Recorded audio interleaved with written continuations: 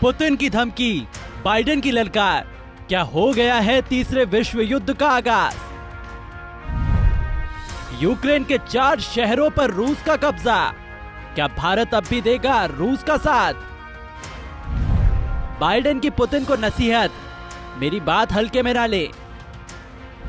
Ukraine को लेकर पूरी दुनिया में चर्चाओं का बाजार गर्म है, तो वहीं दूसरी तरफ एक बार फिर अमेरिका और रूस आमने सामने आ गए हैं।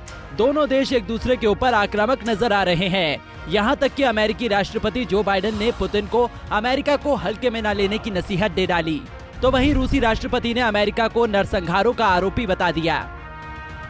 दरअसल पुतिन ने शुक्रवार को जनमत संग्रह के आधार पर यूक्रेन के दोनेत्स्क, लुहांस्क, खेरसान और ज़पोरिज़िया क्षेत्रों पर कब्जा जमाने की घोषणा की थी। इस दौरान राष्ट्रपति व्लादिमीर पुतिन ने अमेरिका पर निशाना साधते हुए भारत के पक्ष में कसीदे पड़े।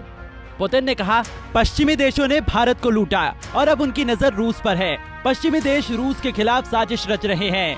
रूस के पूर्ववर्ती नेताओं ने अमेरिका के बहकावे में आकर अपनी सामरिक शक्ति को कम किया, जबकि दूसरे देश में हथियारों के जखीरे को वैसे ही बनाए रखे। वहीं इसके कुछ ही समय बाद अमेरिकी राष्ट्रपति जो बाइडेन ने रूस को नसीहत दे डाली। बाइडेन ने कहा कि मिस्टर पुतिन, मैं जो कह रहा हूं उसे गलत मत समझना। अमेरिका हर इंच की रक्षा करेगा।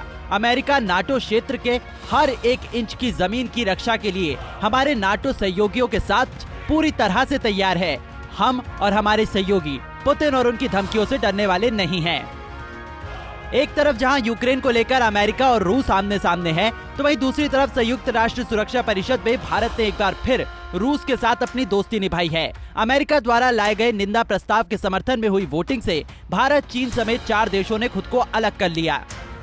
दरअसल शुक्रवार को संयुक्त राष्ट्र सुरक्षा परिषद में अमेरिका एवं अल्बानिया द्वारा एक प्रस्ताव लाया गया था। इस प्रस्ताव में मांग की गई थी कि रूस यूक्रेन से अपने बलों को तत्काल वापस बुलाएं।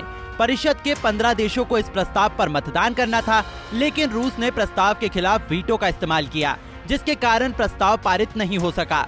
वही प्रस्ताव के समर्थन में 10 देशों ने मतदान किया और 4 देश चीन, गाबोन, भारत तथा ब्राजील मतदान में शामिल ही नहीं हुए। वहीं यूक्रेन के 4 शहर रूस में शामिल होने के बाद राष्ट्रपति व्लादिमीर ज़ेलेंस्की ने नाटो में शामिल होने के लिए आवेदन किया है।